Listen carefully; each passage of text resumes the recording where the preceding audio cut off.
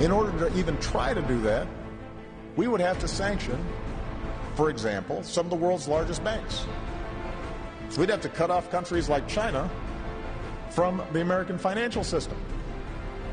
And since they happen to be major purchasers of our debt, such actions could trigger severe disruptions in our own economy. And they will not join us if we're demanding even greater sacrifices and threatening their businesses and banks. And, by the way, raise questions internationally about the dollar's role as the world's reserve currency. For the American dollar to cease to be the reserve currency of the world, which is already bubbling out there. کارآمدی استراتژی تحریم به انتها رسیده بود.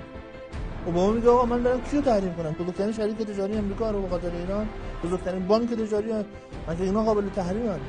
میگه اصلا تحریم کاراییش رو از دست داد. ما روغن ریخته رو نذر امامزاده کردیم. If in fact we rejected this deal, we would be putting Iran in the driver's seat. I think the sanctions would begin to dissolve. They would not be as effective. So ironically, Iran would get some of that $56 billion back anyway, and their economy would begin to improve. We are in a place that some people thought was unimaginable and others unacceptable.